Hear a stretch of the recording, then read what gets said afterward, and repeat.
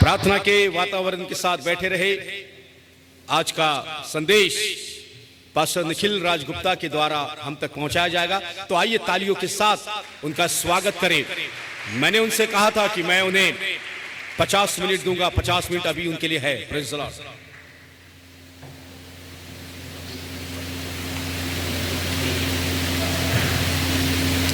Praise the Lord, hallelujah. परमेश्वर के नाम की स्तुति हो, उसके नाम का हम धन्यवाद करते हैं। आज की सुबह में फिर से एक बार एक सुंदर अवसर उसने हमें प्रदान किया कि उसके प्रिय संतों के साथ, विश्वासियों के साथ मिलकर हम उसकी आराधना स्तुति करने पाए। इससे पहले कि आगे बढ़े, एक बहुत ही महत्वपूर्ण सूचना हमारे वरिष्ठ पासवान के द्वारा हम तक पहुंचाई गई है कि अभी वह अपने बेटे डॉक्टर माइकल के साथ हैं और लगभग आने वाले गुरुवार तक उनका मोबाइल बंद रहेगा, क्योंकि जैसे आज शाम को एक लेटर आप तक पहुंचाया जाएगा उनके द्वारा जो दिया गया है, उनकी चिकित्सा होनी है, जांच होना है।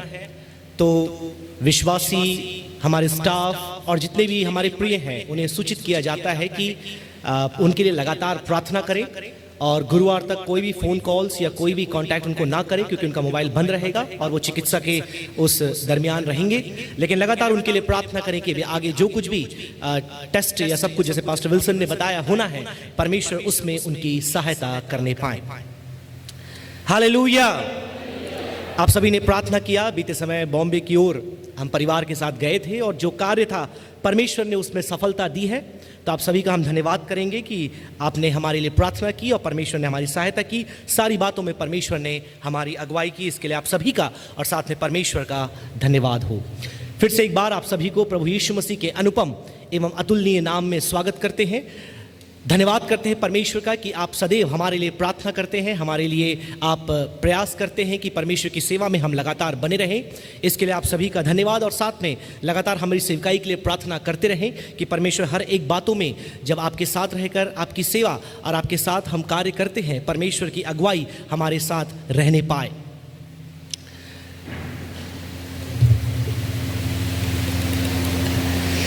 सबसे बड़ा प्रश्न जो एक मानव जगत में व्यापक रूप से देखा जाता है और जिस प्रश्न के कारण बहुत से लोग परमेश्वर के अस्तित्व पर भी प्रश्न उठाते हैं, वो प्रश्न है कि मेरी जिंदगी में इतना दुख क्यों है, इतनी परेशानी, इतनी वेदना मेरे जीवन में क्यों है। और कई लोगों को आपने देखा होगा, यहां तक कि मसीह जगत में भी वे लोग अपने आप को मसीही तो बोलते हैं, लेकिन उनके अंदर परमेश्वर के प्रति उतना उत्साह, आनंद, एक प्रकार का जुनून नहीं पाया जाता। कि कहीं ना कहीं वह भी इस संदेह में पाए जाते हैं कि अगर परमेश्वर सचमुच है तो इतनी परेशानी, इतनी तकलीफ मेरे जीवन में क्यों है। और मैं धन्यवाद करता हूं इस वर्ष के थीम के लिए जो हमारे वरिष्ठ पासवान ने जनवरी के माह में डिक्लेयर किया था। कोई बता जाएगा क्या है इस वर्ष का थीम?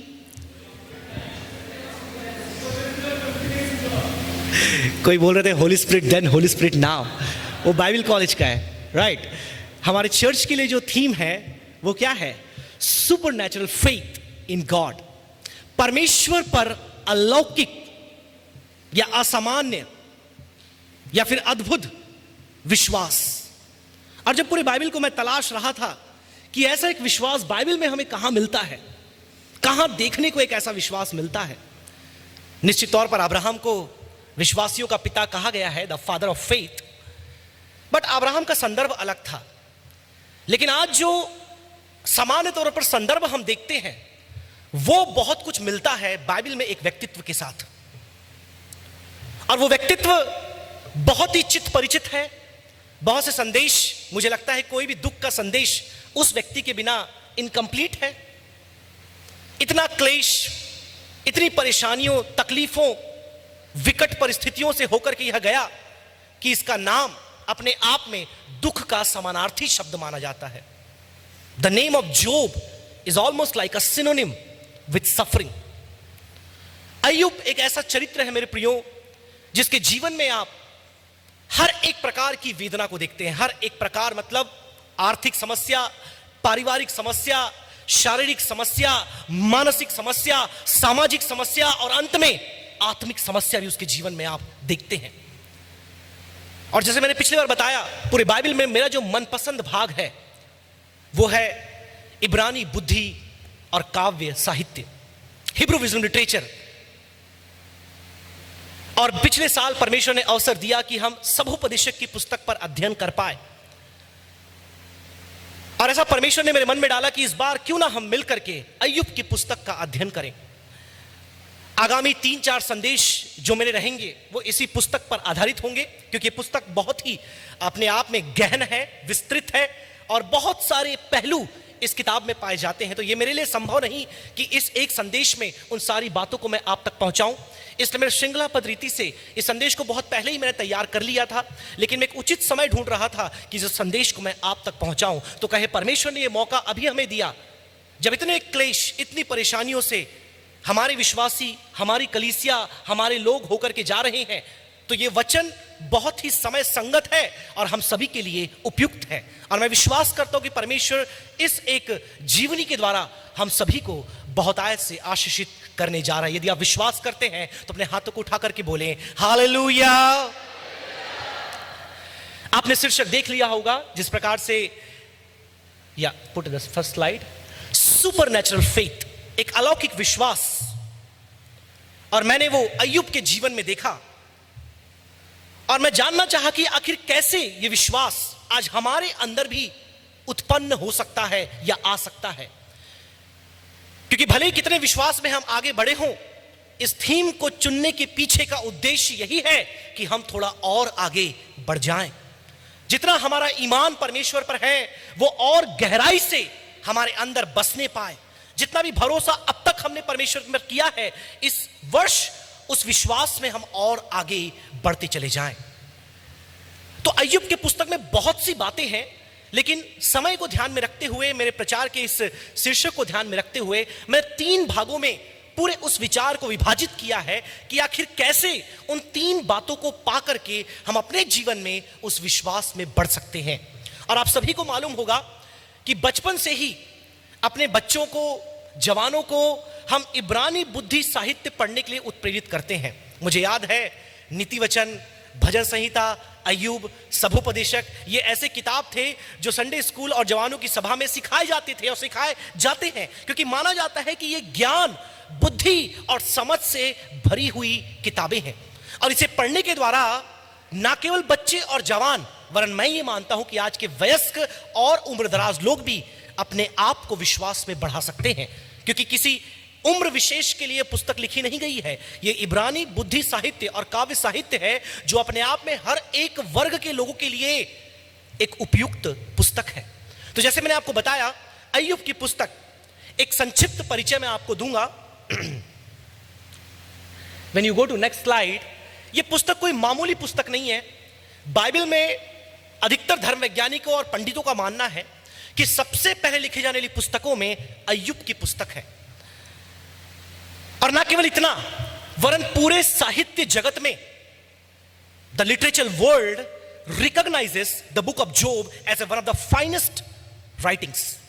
अपने आप में इतना उत्कृष्ट यह लेखन है कि काव्य जगत में, साहित्यिक जगत में इसको बहुत ही ऊंचा स्थान दिया गया है। हम तो खैर हिंदी में पढ़ते हैं, अंग्रेजी में पढ़ते हैं, तो उसके उस काव्य सुंदरता को हम समझ नहीं पाते, क्योंकि अगर कविता की सुंदरता को समझना है तो उसे किस भाषा में पढ़ना होगा? जिस भाषा में वो लिखा गया है। तो हमारे पास अनुवाद किए हुए भाषाएं हैं, तो कई बार हम पढ़ते तो हैं लेकिन हम उसकी तारीफ नहीं कर पाते, सराहना नहीं कर पाते। क्यों? क्योंकि ये अनुवादित है। लेकिन अगर आप उसके निहित अर्थ को और उसके सारांश को, उसके महत्व को, उसकी खूबसूरती को, उसकी जटिलता को यदि आप समझना चाहते हैं तो आपको उसके मूल भाषा में पढ़ना पड़ेगा। और ना केवल इतना साहित्यिक सुंदरता, ना केवल इतना, वरन आप देखेंगे पूरे बाइबल में सबसे अधिक जो वैज्ञानिक तथ्य पाए जाते हैं वह भी इसी पुस्तक में है। अब मैं ये नहीं बोल रहा कि Bible is a scientific book, Bible scientific book नहीं है, लेकिन जो साइंटिफिक एलिमेंट्स हैं, वैज्ञानिक तथ्य हैं, सर्वाधिक आपको इसी पुस्तक में मिलते हैं। और यदि आप में से किसी को रुचि है तो समय निकाल करके 37, 38, 39 और 40 अध्यायों को आप जाकर पढ़िए। यहां पर इतने ज्यादा आपको विज्ञान की बातें मिलेंगी। आपको मिलेगा जो एस्ट्रोनॉमी से रिलेटेड है, जो बातें क्लाइमेट से रिलेटेड है, जो बातें जीव जंतु जगत से रिलेटेड है, जो बातें तमाम प्रकार की बायोलॉजी से रिलेटेड है, उन सब का एक विश्लेषण नहीं तो एक इंगित हमें विज्ञान की ओर वहां पर दिखाई देता है। ना केवल इतना, वरन अय्यूब की पुस्तक अपने आप में मनुष्य के, जैसे मैंने बोला, सबसे बड़े विषय या सबसे बड़ी समस्या या एक इशू जो मुद्दा है उसको अपने अंदर समाहित करता है, वो है ह्यूमन सफरिंग, मानवीय दुख का मुद्दा। मुझे ऐसा लगता है कि यह सबसे बड़ा एक समस्या है या एक प्रश्न है जो हर एक विश्वासी और अविश्वासी, आस्तिक और नास्तिक सबके अंदर है। वह मुद्दा इस पुस्तक का है, इसलिए यह हमसे बहुत अधिक बातें करता है। फिर आप आगे बढ़ेंगे, यहां ना केवल इतना, वरन एक ग्रेटेस्ट एंड्योरेंस, एक बहुत ही बड़ी सहनशीलता को आप इस पुस्तक में देखते हैं। क्योंकि जब विकट परिस्थिति में हम होते हैं, एक बात की कमी अपने जीवन में जो हमें दिखाई देती है वो है सहनशीलता, धीरज, धैर्य। लेकिन इस पुस्तक में you see a great endurance और a man of endurance, Job. और अंततः आप देखेंगे एक बहुत ही बड़ी आशा, द ग्रेटेस्ट होप। मैं ग्रेटेस्ट होप क्यों बोलता हूं? क्योंकि इस पुस्तक में जो अवस्था उसकी थी, ऐसी अवस्था में आशा कर पाना हम में से बहुत से लोगों के लिए संभव नहीं है। It is not perhaps most of our cup of tea to be hopeful in a situation like Job. लेकिन अय्यूब उस अवस्था में भी एक आशा को करता है अपने छुड़ाने वाले के लिए। तो मुझे लगता है कि यह सबसे बड़ी आशा एक व्यक्ति के जीवन में हम देखते हैं। इन सारी बातों को देखने के बाद सीधे हम इसके विभाजन में चलते हैं। समय आगे बढ़ रहा है। जो विभाजन है, जो डिवीजन है, वो आप देखेंगे मुख्यतः जो धर्मवैज्ञानी है उन लोगों ने इसे 5 भागों में विभाजित किया है। जो लिख रहे हैं वो लिख लें, हो सकता है पूरे भागों को हम देख ना पाएं, लेकिन कुछ एक भाग को निश्चित तौर पर हम देखेंगे। ये 5 भाग आप देखते हैं। सबसे पहला भाग जो है अध्याय 1 और अध्याय 2। इन दोनों अध्यायों में आपको मालूम चलेगा मेरे प्रियो, एक परिचय अय्यूब के विषय में और जो कुछ होने वाला है आगे उसके विषय में एक परिचय, सामान्य परिचय आपको पहले और दूसरे अध्याय में मिलता है, जिसको एपिलोग कहते हैं। इसमें हमें मालूम चलता है एक ऐसे व्यक्ति के बारे में, उसका परिचय भी बहुत अच्छा है। आइए हम कम से कम उस आयत को जरूर पढ़ें। मैं चाहूंगा मैडम के पास माइक है, कुछ आयतों को पढ़ने में मदद करेंगे। पहला अध्याय, उसकी पहली आयत।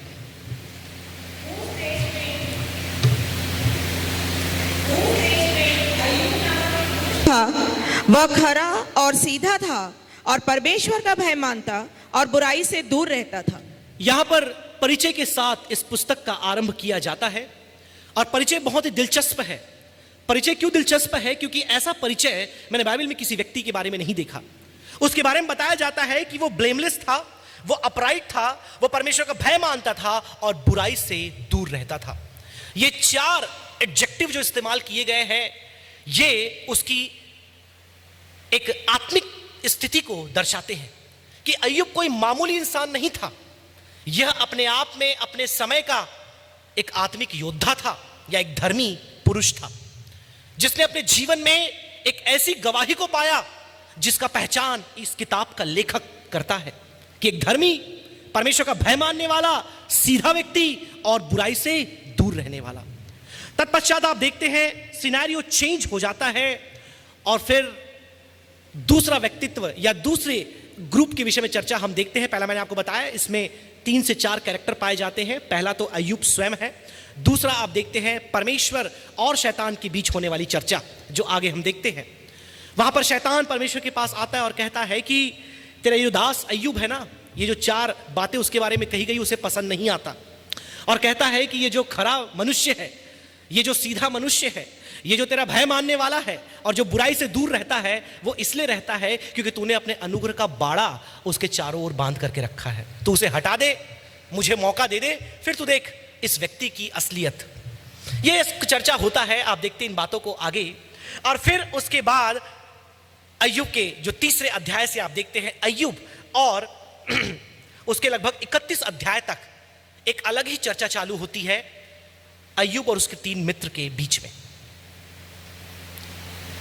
एलीफाज, बिल्दाद एंड जोफर, ये जो उसके 3 मित्र हैं और अय्यूब है, इनकी बीच की चर्चा लगभग मुझे लगता है 3 से लेकर 31 अध्याय तक दिखाई देते हैं। बहुत ही लंबा पोर्शन है, लगभग 28-29 अध्याय, जहां पर इनके बीच में चर्चा चलती है।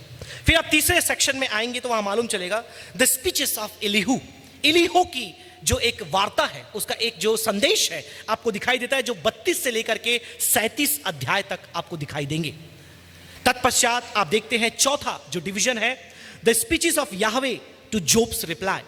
आप देख सकते हैं फिर से परमेश्वर वहां पर दिखाई देता है 38 अध्याय में, और 38 अध्याय से लेकर के तो 42 अध्याय उसके 6वें आयत तक आपको फिर से अय्यूब और परमेश्वर के बीच में चर्चा दिखाई देती। परमेश्वर कुछ प्रश्न उससे पूछता है और उसका उत्तर अय्यूब नहीं दे पाता।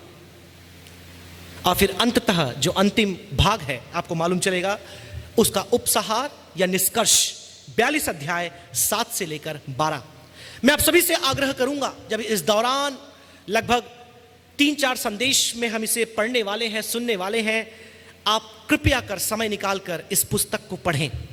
देखने में बहुत बड़ा ये पुस्तक लगता है, लगभग 42 अध्याय, आपको डर लगेगा, लेकिन जब आप पढ़ना चालू करेंगे मालूम चलेगा आपको इसमें केवल 8 से 9 पन्ने ही हैं, केवल 8 से 9 पन्ने। मैं जो बाइबल रखा हूं इसमें तो केवल 9 पन्ने हैं। अगर आप पढ़ने बैठे मुझे लगता कि आपको 3-4 घंटे भी लगेंगे, और अगर आप थोड़ा समझ के पढ़ें मुझे लगता है आप 15 घंटे में इसे खत्म कर देंगे। देखने में 42 अध्याय लगते हैं, लेकिन मैं सबसे आग्रह करूंगा जवानों से, हमारे बाइबल कॉलेज के विद्यार्थियों से और विश्वासियों से, कृपया कर समय निकालकर इस पुस्तक को इस दौरान आप एक बार जरूर पढ़ें। अब जब इस परिचय को हम देखते हैं, डिवीजन को हमने देख लिया, कुछ बातें और है इसमें जो मैं आप तक पहुंचाना चाहूंगा, जैसे कि मसीह के विषय में यहां पर लगभग 3 प्रश्न, मसीह के विषय में नहीं, 3 प्रश्न अय्यूब पूछता है, और तीनों प्रश्नों का उत्तर हमें प्रभु यीशु मसीह में दिखाई देता है। खैर वो हम स्किप करेंगे समय के अवरोध के लिए। अब आप देखते हैं इन सारी बातों को, जैसे मैंने कहा 3 भागों में मैंने विभाजित किया, मैंने डिवाइड किया है, और ये 3 पॉइंट मैं आप तक इस श्रृंखलाबद्ध संदेश में पहुंचाऊंगा। और आज उसका पहला पॉइंट हम आरंभ करेंगे जो है नॉलेज ऑफ इग्नोरेंस। मैंने कहा हमारे विश्वास में बढ़ने के लिए इस बुद्धि साहित्य से हमें 3 ज्ञान की बातों को अर्जित करना है। उसमें से पहली बात जो है वो है हमारी अज्ञानता का ज्ञान, द नॉलेज ऑफ इग्नोरेंस। कुछ लोग हंस रहे हैं क्योंकि ये शब्द दोनों सुनकर ही अपने आप में पैराडॉक्सिकल साउंड करते हैं, क्योंकि knowledge is quite opposite to ignorance, and ignorance stands as a quite contrast to something that is knowledge. ज्ञान और अज्ञानता ये दोनों एक दूसरे के विपरीत स्थिति में खड़े होते हैं, और इन दोनों का आप यदि अर्थ को देखें तो वे दोनों आपस में विलोम शब्द हैं।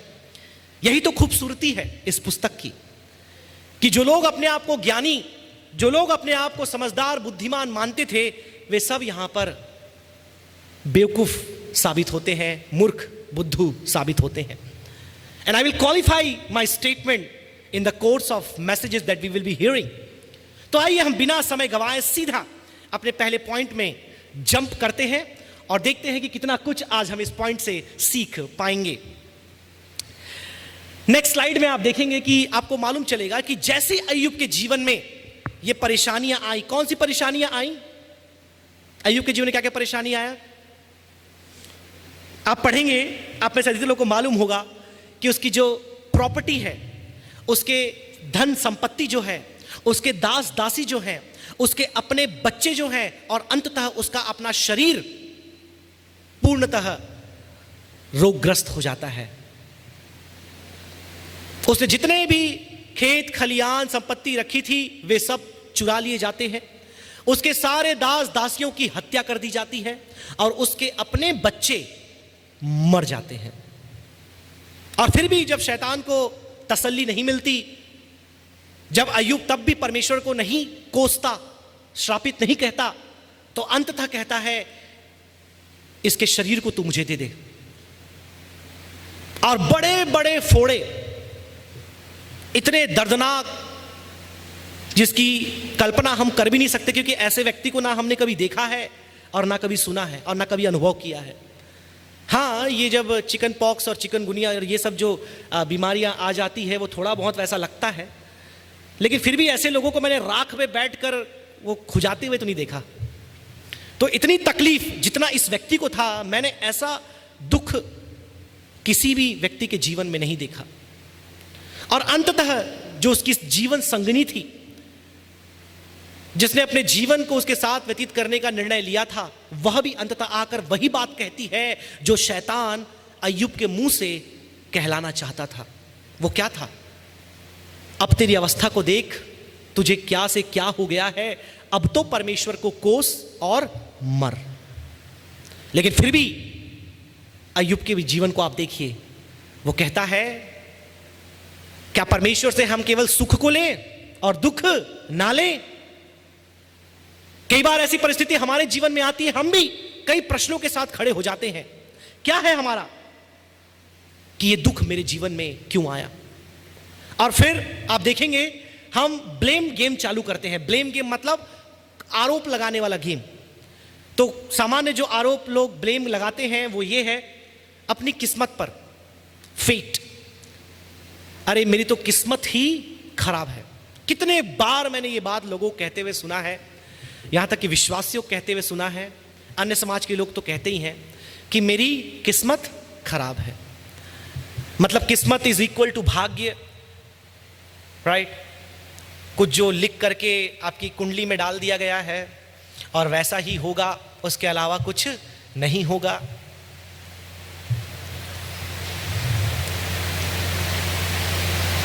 क्या ये बाइबल आधारित विचार है? क्या बाइबल हमें किस्मत के बारे में और भाग्य के बारे में सिखाती है? क्या विश्वासी होने के नाते ये भाग्य और किस्मत के खेल पर हमें विश्वास करना है? लेकिन जब परेशानी, विपत्ति और तकलीफें आती हैं, तब लोग सबसे पहले अपने किस्मत पर दोष लगाते हैं। फिर कुछ लोग अलग होते हैं, वो फिर किस्मत पर नहीं, फिर वो लोगों पर दोष लगाते हैं। जैसे कि पीपल ब्लेम पीपल, कि आज मेरी अवस्था ऐसी है, ये बीमारी मुझ पर आ गई, ये इन लोगों के कारण हुआ है, इस व्यक्ति विशेष के कारण हुआ है, इस बहन के कारण हुआ है, इस भाई के कारण हुआ है, इन्होंने ऐसा किया तब मुझे ऐसा हो गया। फिर कुछ लोग एक कदम और आगे होते हैं, वो परिस्थिति पर दोष लगा देते हैं। अरे क्या करें, मेरी तो परिस्थिति ऐसी है, राइट? सिचुएशन। ये सब प्रकार के लोग आपको दिखाई देंगे, अभी बताऊंगा मैं आपको। फिर कुछ लोग तो दो कदम और आगे होते हैं, सीधे शैतान पर, कि शैतान ने ये सब मेरे जीवन में किया है, शैतान ही है जो मेरे पीछे पड़ा है। अभी एग्जाम आ रहा है, कुछ लोग फेल भी हो जाएंगे, right? And immediately blame will go to Satan.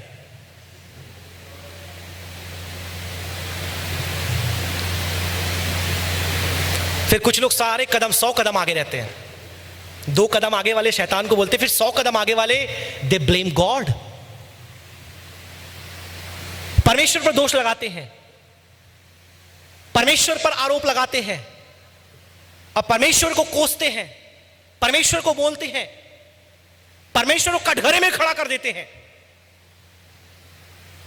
मेरी पुस्तक जो है वो अय्यूब है, इसलिए बाहर में जाना नहीं चाहता, नहीं तो फिर इंचू इंचू तो हो रहा है कि थोड़ा उत्पत्ति में चले जाएं, थोड़ा रोमियो में चले जाएं, थोड़ा और कहीं कहीं चले जाएं, लेकिन नहीं जाएंगे, अपनी पुस्तक में बने रहेंगे।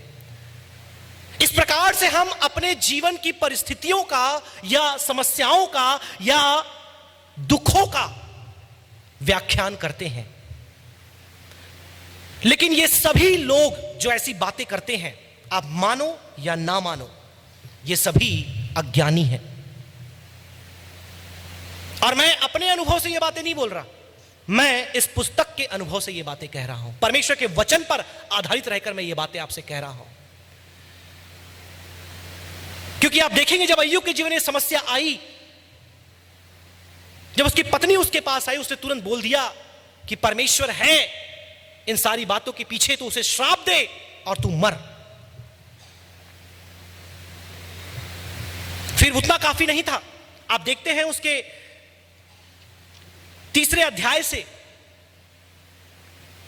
उसके फ्रेंड्स उसके पास आ जाते हैं। पहले अय्यूब खुद विलाप करता है 3 अध्याय में, फिर 4 अध्याय से उसके मित्र उसके पास आते हैं। और ये मित्र वाह बहुत ही अच्छे होते हैं, क्योंकि मित्र हमेशा अच्छे होते हैं। वो दुख को बांट लेते हैं, कई बार दुख को बढ़ा भी देते हैं। कई बार मित्र दुख बांट लेते हैं, कई बार दुख को बढ़ा लेते हैं। और आजकल के मित्र तो ऐसे हैं, समस्या के समय बात करो तो आपका तलाक भी करवा देंगे। हाँ, क्योंकि मैंने पहले भी कहा था, आपकी समस्या, आपकी परेशानी, पड़ोसी का आनंद।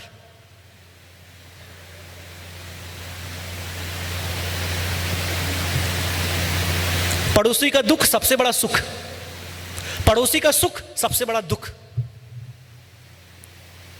और वैसे ही मुझे लगता है अय्यूब के मित्र भी थे, और अच्छे मित्र थे, क्योंकि उसको इतनी भयंकर बीमारी हो गई है, ऐसे समय में पास कोई नहीं आएगा, पत्नी भी चली गई, लेकिन ये दोस्त आए तो मुझे लगा अच्छे दोस्त ही होंगे।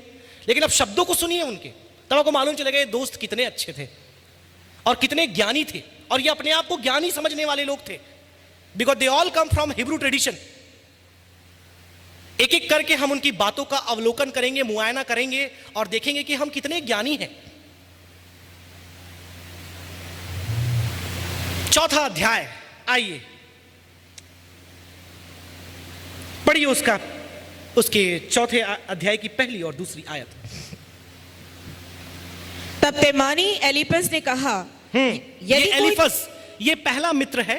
जैसे मैंने आपको बताया उसके 3 मित्र थे, एलीफस, बिल्दाद और जोफर। तो ये पहले दोस्त को मौका मिलता है। अब पूरे 31 आयत तक ये बातें करते हैं, है ना। ये 3 लोग कुछ बातें करते हैं, फिर अय्यूब कुछ बोलता है, फिर ये तीनों कुछ बोलते हैं, फिर अय्यूब कुछ बोलता है। तो ऐसे ऐसे लगभग 3 rounds of conversation you see throughout this chapters, from chapter 4 down till chapter 31। तो हम देखते हैं एक एक करके ये क्या क्या बोलते हैं, इनके अनुमान क्या होते हैं, इनकी समस्या क्या होती है, इनका समाधान क्या होता है अय्यूब के लिए। और आप लोग बहुत हंसेंगे, क्योंकि अंत में जब परमेश्वर इनके बारे में आपको बताएगा, आप लोग बहुत हंसेंगे इन लोगों के ऊपर कि आखिर इतने निर्बुद्धि, इतने अज्ञानी एक मनुष्य कैसे हो सकता है। और हम भी कई बार यही गलती करते हैं। यह संदेश मैं इसलिए दे रहा हूं क्योंकि जो गलतियां इन लोगों ने की, कई बार आप और मैं भी यही गलती करते हैं। पढ़िए 4 उसका 7 और 8 एलीफस के बारे में पढ़िए। क्या तुझे मालूम है? अब ये अय्यूब को बोल रहा है, उसका पहला दोस्त। क्या तुझे मालूम है कि कोई निर्दोष भी कभी नष्ट हुआ है, या कहीं सज्जन भी काट डाले गए? मेरे देखने में तो जो पाप को जोते और दुख बोते हैं, वही उसको काटते हैं। अब देखिए, ये कह रहा है जो तुम बोते हो वही काटते हो। ये जो कर्मा का सिद्धांत है, आजकल सेकुलर वर्ल्ड में बहुत पॉपुलर हो रहा है। मैंने पहले भी इसके बारे में बताया था। कर्मा क्या कहता है?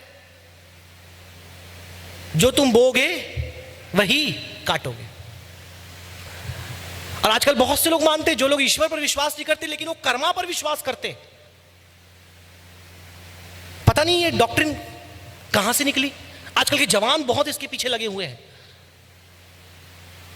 तो ये कर्मा का डॉक्ट्रिन लेकर के एलीफाज उसके पास आता है और बोलता है, क्या क्वेश्चन के रूप में बात करता है। क्या बोलता है? रिमेंबर नाउ, कौन है जो मासूम होकर के मरा है या दुख सहा है? Who has suffered because of innocence? मतलब कोई नहीं। तू दुख उठा रहा है मतलब तू इनोसेंट नहीं है। क्या बाइबल में कहीं लिखा है कि अय्यूब इनोसेंट नहीं है या निर्दोष नहीं है? परिचय याद रखिए क्या है अय्यूब का। अय्यूब का परिचय है कि क्या है वो? निर्दोष, सीधा, परमेश्वर का भय मानने वाला, और चौथा क्या? बुराई से दूर रहने वाला। शायद एलीफज ने अय्यूब का परिचय नहीं पढ़ा था, क्योंकि किताब तो बाद में लिखी गई होगी। आगे 8वीं आयत में दिखा है, even as I have seen those who plough iniquity and sow trouble reap the same. मैंने जो देखा है, अपने अनुभव की बात कर रहा है। मैंने क्या देखा है? जो बुरा बोते हैं वो बुरा काटते हैं। अपने अनुभव को लेकर क्या हो सकता है उसके बहुत अनुभव रहा होगा, लेकिन अनुभव सब कुछ नहीं है, याद रखें। आज भी डॉक्टर के पास आप जाते हैं, पहले डिग्री देखते हैं ना, यदि नहीं बोलते 50 साल से वो प्रैक्टिस कर रहा है अच्छा होगा, और नाम के नीचे डिग्री देखते हैं क्या पढ़ा है।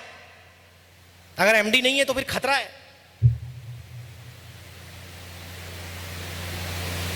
मेरे प्रियो, एलिफास एक ऐसे थॉट लाइन के साथ आता है जिससे वो अय्यूब को दोषी, आकृति को पहचान न उसकी सका। आकृति को वो पहचान ना सका। आगे पढ़िए। परंतु मेरे आंखों के सामने कोई रूप था। हाँ, लेकिन वो एक क्या था?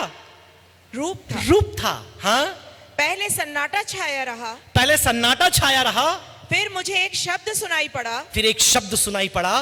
क्या नाशवान मनुष्य परमेश्वर से अधिक धर्मी हो सकता है? हाँ, क्या नाशवान मनुष्य परमेश्वर से अधिक धर्मी हो सकता है? हाँ, क्या 18 मनुष्य अपने सृजनहार से अधिक पवित्र हो सकता है?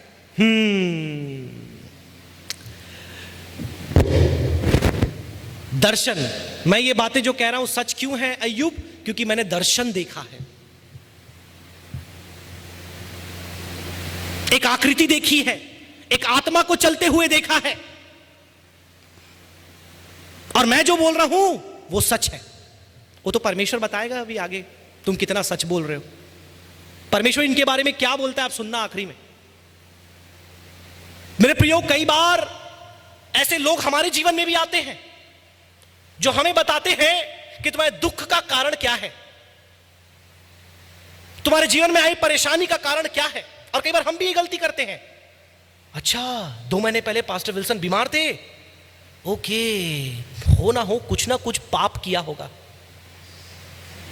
हंस रहे आप लोग? अरे सच में, मैं सुना है ऐसे लोगों को बोलते हुए सुना है। अरे देखो उसका वो गया, चोरी हो गई घर में, चोरी करके ही लाया होगा, इसलिए चोर का माल चंडाल खाए। अरे देखो उसको बीमारी हो गई, गुप्त पाप किया होगा ना, इसलिए ऐसा हो गया। मेरे प्रियो, परमेश्वर की योजना ना आप जानते हैं ना मैं। ये कई लोग को मालूम है, बोलते मुझे पता है परमेश्वर की योजना क्या है। ये भी दैवीय प्रकाशन वाले लोग हैं। हाँ, उनके बारे में परमेश्वर क्या कहता है आखिरी में सुनना ध्यान से।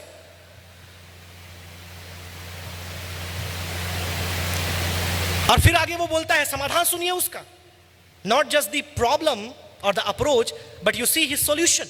ये क्या बोलता है? उसकी रेमेडी है परमेश्वर के दैवीय अनुशासन को स्वीकार कर और परमेश्वर की ओर फिर। मतलब अय्यूब परमेश्वर की ओर नहीं फिरा था अब तक, परमेश्वर से दूर था। एलिफाज बोलता है तू परमेश्वर की ओर फिर।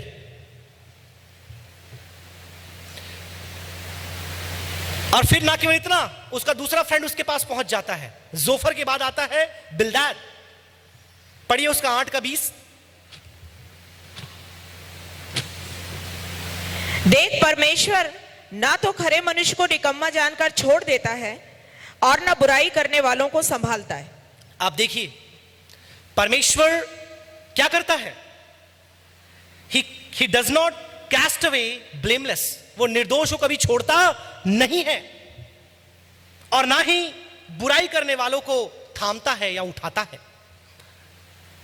कहीं ना कहीं तू भी अपने जीवन में कुछ गलती कर बैठा है, इसलिए परमेश्वर का दंड तेरे जीवन में आ गया है।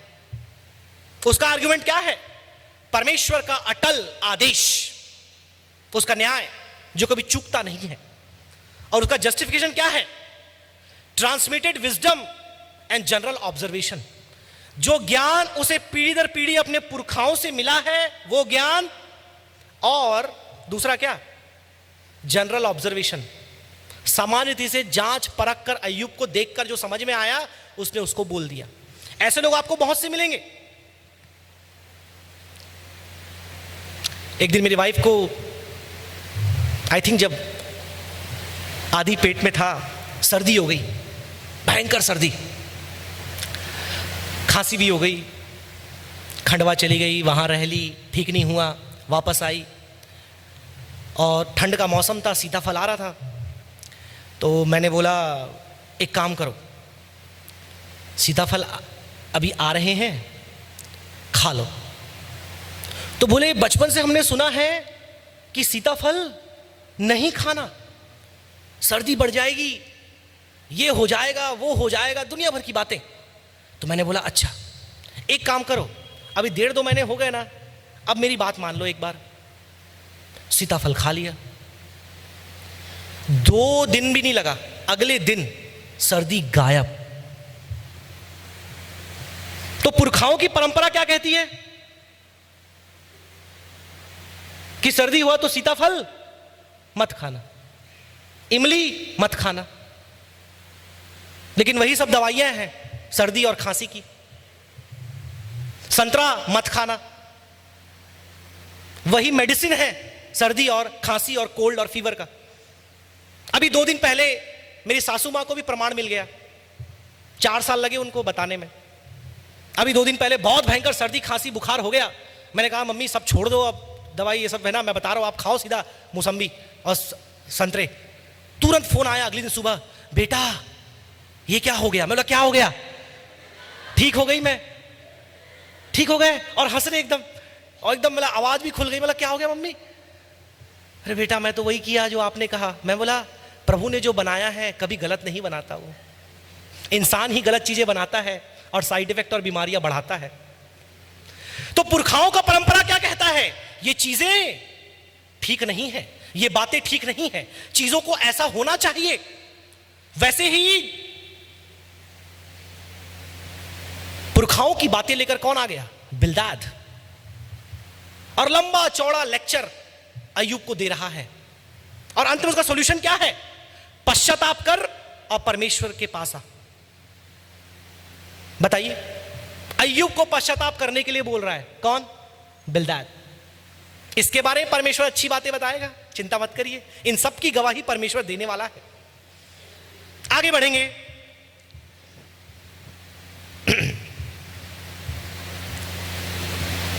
नेक्स्ट पर्सन कौन है लाइन में? अच्छे निकट मित्रों की सूची में जोफर, राइट? पढ़िए 11 उसका 14 और 15। और जो कोई अनर्थ काम तुझसे होता हो उसे दूर करे और अपने डेरों में कोई कुटिलता न रहने दे, तब तो तू निश्चय अपना मुंह निष्कलंक दिखा सकेगा और तू स्थिर होकर कभी न डरेगा। तू निष्कलंक अपना मुंह दिखा सकेगा क्योंकि अब तू कलंकित है। अब तेरे जीवन में कुछ ना कुछ खोट है, तेरे जीवन में कुछ ना कुछ पाप है। जब कोविड का समय चल रहा था, छत्तीसगढ़ में बहुत से लोगों की डेथ हो गई, आपको मालूम है, बहुत से क्रिश्चियंस की डेथ हो गई, बहुत से क्रिश्चियन पासवानों की डेथ हुई। तो एक वो भी सेवा ही करते थे, पास्टर तो नहीं थे, बहुत व्हाट्सएप मैसेज वायरल कर रहे थे, फॉरवर्ड कर रहे थे कि कोरोना परमेश्वर का कोप है, ये पापी पीढ़ी के ऊपर परमेश्वर का न्याय है। तो फॉरवर्ड हो के हमारे पास ही पहुंच गया। तो हमने बोला अरे बाप रे, इनको तो ऊपर से प्रकाशन मिला है, ये वही किसके जैसा? एलिफैज के जैसा। मैं बोला अरे बाप रे, मैंने क्वेश्चन फिर उनके बारे में पता लगाया कौन है ये। मैं बोला इनके परिवार में किसी कोरोना हुआ क्या अब तक? बोले नहीं हुआ है। मैं बोला अच्छा, तभी तो ये वायरल कर रहे हैं, होने दो इनके परिवार में किसी को एक दिन, फिर ये मैसेज वायरल करते हैं कि नहीं करते, हमको क्या करेगा मालूम चलेगा। मैंने बोला ना, दूसरों का दुख हमारे लिए टीका टिप्पणी करने का अवसर है। Others' problem and suffering becomes an opportunity for us to comment or make fun of or throw sarcasm. लेकिन जब वही समस्या हमारे जीवन में आती है, तब मैं धर्मी हो जाता हूं, परमेश्वर की जांच मेरे जीवन में आती है, अविश्वास की बढ़ोतरी आती है। लेकिन दूसरे के जीवन में आया, ये परमेश्वर का न्याय है, कोरोना पापी पीढ़ी के ऊपर परमेश्वर का दंड है, सुधर जाओ, पश्चाताप करो, न तुम भी मरोगे।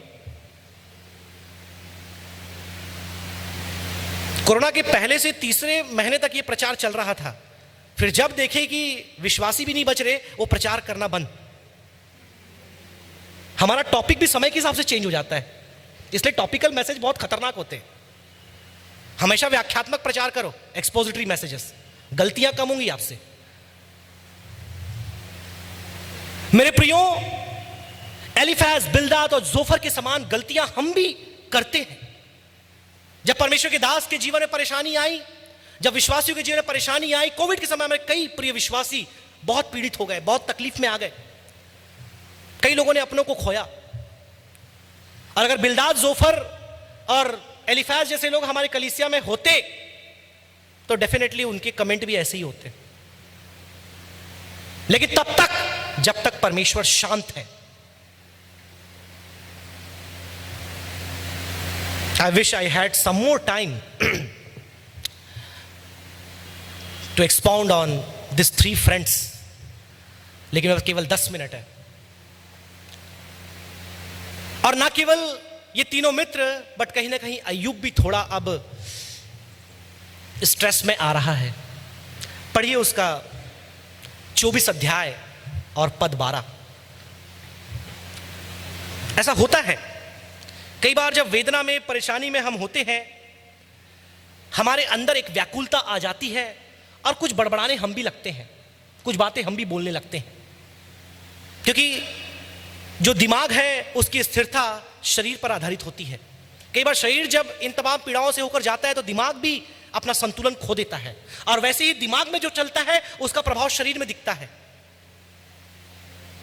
अगर मन में व्याकुलता है, चिंता है, निराशा है, आपका पेट खराब हो जाएगा, आपके मुंह में छाले आ जाएंगे, आपके कमर में दर्द होने लगेगा, आपके सिर में दर्द होने लगेगा, आपके पैरों में झुनझुनी आएगी, आपका ब्लड प्रेशर ऊपर जाएगा, आपका शुगर मेजर ऊपर जाएगा।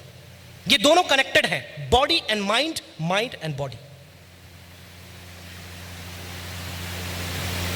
हमारे वॉचमैन हैं, बोलते हैं सर पिछले सप्ताह में हॉस्पिटल में था, मेरा शुगर 730 पहुंच गया। मैंने बोला भैया कौन सा अमृत फल खाया?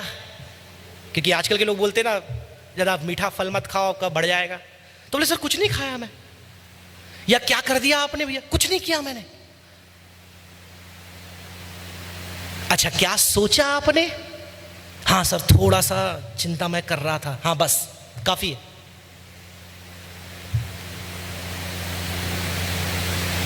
जैसे हमारे प्रिंसिपल सर हमेशा इस बात को कहते हैं, समस्याओं के पीछे कई कारण होते हैं। कई बार वो बोलते हैं कि शैतान के द्वारा, परमेश्वर के द्वारा, लोगों के द्वारा, और कई बार बोलते हैं अपनी गलतियों के द्वारा। जैसे वो हमेशा एक इलस्ट्रेशन देते हैं, रात में लेट नाइट पकोड़े खा गए, सुबह हो गया पेट खराब, और बोल रहे हे प्रभु तूने मेरे साथ ऐसा क्यों किया। बहुत अच्छा बताते हैं वो। हमारी खुद की गलती रहती है और हम आरोप लगाते हैं। किसी ने बोला शैतान एक बार पेड़ के नीचे बैठकर बहुत रो रहा था, बहुत रो रहा था, बहुत रो रहा था। बोले क्यों रो रहा भाई, क्या हो गया तुझे? बोले ये इंसान है ना, मुझे चैन से रहने नहीं देते। तो बोले क्या हो गया, क्यों चैन से रहने देते? बोले कुछ भी अपना करेंगे उल्टा पुल्टा मेरे ऊपर बिल फाड़ देते हैं। अब बोला अच्छा ठीक, वैसे तुम भी संत नहीं हो। हमारे सर बहुत अच्छे से उस बात को बताते हैं। तो कई बार मेरे प्रियो हमारी ऐसी प्रवृत्ति हो जाती है कि जब एक सह सेविक, सह साथी, सहकर्मी, सह विश्वासी के जीवन में जब कुछ होता है, हम इमीडिएटली जज करने लगते हैं और क्या कहते हैं कि तेरे पाप, तेरी गलती, तेरी बुराइयों ने तुझे यहां पर खड़ा किया है।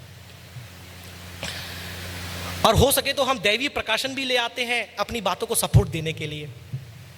हम पूर्वजों के ज्ञान को लेकर आ जाते हैं, अतीत के परंपराओं को लेकर आ जाते हैं अपने बात को सब्सटेंशिएट करने के लिए। लेकिन परमेश्वर कुछ कहना चाहता है हम सबसे। अय्यूब के बारे में हम देख रहे थे, एक बार फिर से पढ़ दीजिए मैडम 24 अध्याय उसके 12 आयत जी। वे बड़े नगर में कराहते हैं और घायल किए हुए का जी दोहाई देता है, परंतु परमेश्वर मूर्खता का हिसाब नहीं लेता। परमेश्वर मूर्खता का हिसाब नहीं लेता। अब अय्यूब भी थोड़ा बोलना चालू कर रहा है, क्योंकि कब तक चुप रहेगा? 3 मित्रों का प्रभाव तो उस पर पड़ेगा ना।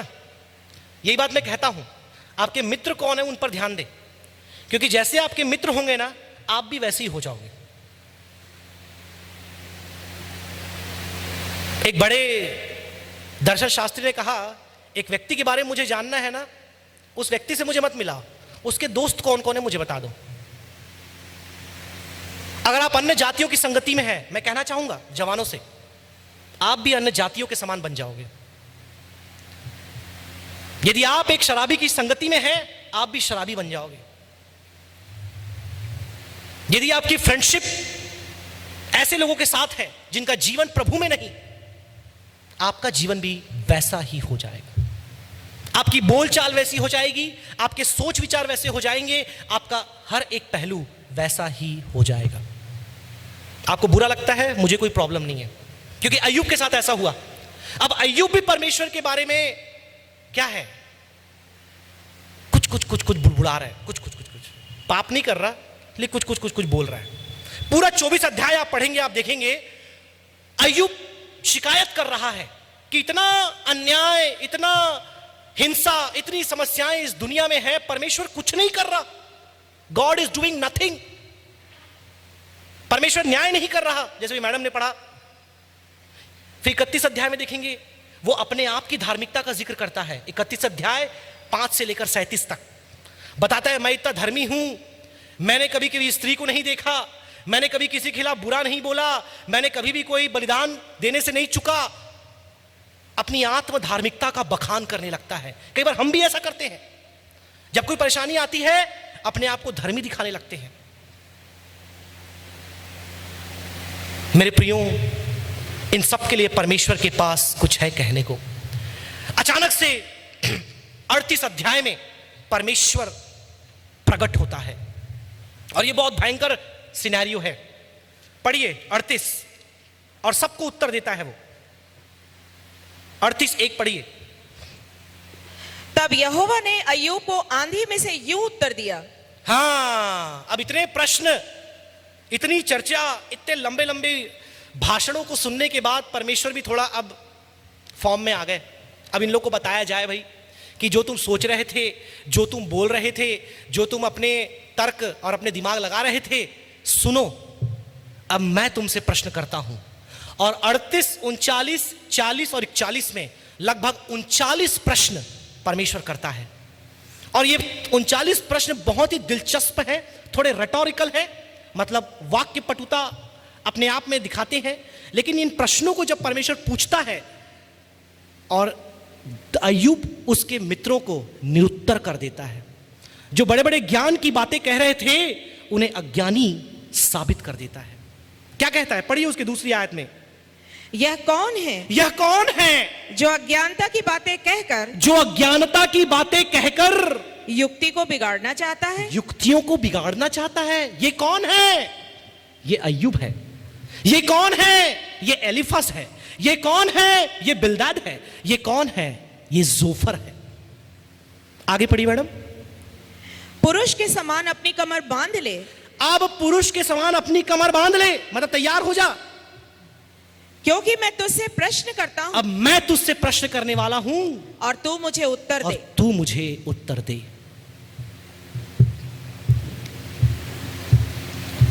तुमको सबके बारे में पता है ना, ये दुख तुम्हारे ऊपर क्यों आया, ये परेशानी तुम्हारे ऊपर क्यों आई, ये विपत्ति तुम्हारे ऊपर क्यों आई, ये अवस्था आज तुम्हारी क्यों है, तुमको बहुत ज्ञान है ना। तो अब मैं प्रश्न करता हूं तुमसे, मुझे उत्तर दो। और फिर परमेश्वर वहां से आरंभ करता है पूरी सृष्टि के बारे में कि एक हिरणी कहां बच्चा देती है, बारिश कैसे होता है, बिजली कैसे खनकता है, शुतुरमुर्ग अपना अंडा कहां रखता है। तमाम प्रकार के क्वेश्चन परमेश्वर करता है। और अय्यूब, उसके मित्र और जो भी वहां रहे होंगे सब बहुत चक्के हो जाते हैं, चारों खाने चित्त। और फिर बोलते ना, अब आया ऊंट पहाड़ के नीचे। मेरा समय समाप्त हुआ प्रियो। अंत में ये सारी बातें हमें क्या सिखाती है कि हम अज्ञानी मनुष्य हैं और परमेश्वर सर्वज्ञानी है। वो अपने सर्वज्ञान का प्रमाण इन 4 अध्यायों में देता है, लेकिन बड़े सब्र के साथ वो सुनता है सबको। और अंततः आप देखिए फिर 40 अध्याय उसका 3 और 5 पढ़ दीजिए। अय्यूब अपनी गलती कैसे मानता है, सुनिए ध्यान से, पढ़िए। तब अय्यूब ने यहोवा को उत्तर दिया, हाँ, देख मैं तो तुच्छ हूं। मैं तो तुच्छ हूं। अब अय्यूब को मालूम चलता है कि जो तर्क वो और उसके मित्र लगा रहे थे, अब मैं तुच्छ हूं। पढ़िए। मैं तुझे क्या उत्तर दूं? मैं तुझे क्या उत्तर दूं? मैं अपनी उंगली दांतों तले दबाता हूं। हाँ, 42 का 1 पढ़ दीजिए। एक बार 42 का 1। तब अय्यूब ने यहोवा को उत्तर दिया, हाँ, मैं जानता हूं कि तू सब कुछ कर सकता है राइट। और तेरी युक्तियों में से कोई नहीं रुक सकती। यस, पढ़िए 6। इसलिए मुझे अपने ऊपर घृणा आती है इसलिए मुझे अपने पर घृणा आ रही है, और मैं धूल और राख में पश्चाताप करता हूं। और अब मैं धूल और राख में पश्चाताप करता हूं। मेरे प्रियो, कई बार हमें लगता है कि हमारा सोचना, हमारा समझना, हमारी बातें सत्य है। कई बार हमें लगता है कि हर एक जो परिस्थिति मेरे जीवन में है उसको इसलिए है कि मुझे मालूम है कि क्या हुआ है, लेकिन परमेश्वर ने इन सब को निंदित कर दिया। और फिर ना केवल अय्यूब, आप देखिए एलीफाज, बिल्दद, जोफर के साथ क्या होता है। पढ़िए 7वीं आयत। ऐसा हुआ कि जब यहोवा ने ये बातें अय्यूब से कह चुका, हाँ। तब उसने तेमानी एलीपज से कहा। अब एलीफज से कहा, सुनिए क्या कहा। मेरा क्रोध तेरे और तेरे दोनों मित्रों पर भड़का है। मेरा कोप तेरे और तेरे दोनों मित्रों के ऊपर क्या है? भड़का है। भड़का है। क्योंकि जैसी ठीक बात मेरे दास अय्यूब ने मेरे विषय में कही है, हाँ, वैसी तुम लोगों ने नहीं कही। नहीं कही। मेरे प्रियो, परमेश्वर का कोप हो सकता है आज हमारे ऊपर ही भड़क रहा होगा। यदि हम भी ऐसे ही ओपिनियन, ऐसे ही आइडियाज, जैसे बोलते हैं ना, पर अपने प्रिंसिपल सर बताते हैं, man's idea is not God's idea. Every good idea may not be God's idea. इनके पास अच्छे अच्छे आइडिया थे, अच्छे अच्छे तर्क थे, अच्छे अच्छे परंपराएं थी, प्रकाशन भी थे, but they could not come close to the reality और गॉड्स प्लान। ये सारी बातें अंततः मेरे प्रियो, अंतिम स्लाइड में आ जाएं, मैं सब शब्दों को विराम दूंगा। ये सारी बातें मिलकर आज 3 व्यवहारिक पाठ हमें सिखाते हैं। सबसे पहली बात, राइचियस लिविंग इज पॉसिबल। एक धर्मी का जीवन आज 21st सेंचुरी में हम जी सकते हैं। ना केवल इतना, वरन एक मनुष्य जो है परमेश्वर के सामने अज्ञानी है। आप कितना भी अध्ययन कर लें, कितनी भी पढ़ाई कर लें, कितना भी ज्ञान अर्जित कर लें, मेरे प्रियो, हम परमेश्वर को ज्ञान नहीं दे सकते। We are ignorant being in front of omniscient God, क्योंकि वो सर्वज्ञानी परमेश्वर है। कई पंडित, कई शास्त्री, कई विद्वान आए, इवन यीशु के सामने भी वे सब निंदित हो गए, वे सब अपमानित हो गए। और ये एलीफाज, जोफर, बिल्दद, ये तीनों बलिदान चढ़ाते हैं अपने अपने पापों से प्रायश्चित के लिए। आप पढ़िएगा 42 अध्याय घर जाकर के, और तब उन्हें माफी मिलती है जो बातें उन्होंने कही थी। लेकिन हम ऐसी बातों कहकर कैसे बच सकते हैं? इसीलिए तीसरा और अंतिम, गॉड्स ओमनिशियंस कॉसेस ह्यूमिलिटी इन अस। परमेश्वर का ये सर्वज्ञान, उसकी ये सर्व समझ हमें नम्र बना देती है, हमें दीन बना देती है, और उसके सामने नतमस्तक कर देती है, हमें उसका आराध्य बना देती है कि परमेश्वर तू सर्व ज्ञानी है। आइए उसी नम्रता के साथ अपनी आंखों को हम बंद करें। अंतिम प्रार्थना में हम जाएंगे, और जैसे पास्टर विल्सन ने कहा, पास्टर जयंता अंतिम प्रार्थना आशीर्वचन से सभा को समाप्त करेंगे। अपने जीवन में उस नम्रता के भाव को बनाकर रखें। जो कुछ भी आपके जीवन में क्यों ना चल रहा हो, परमेश्वर सब जानता है, उसकी योजना अगम्य और अद्भुत है। होने पाए कि परमेश्वर हमारे जीवन को नियंत्रित करे। प्रभु आप सबों को आशीष दें।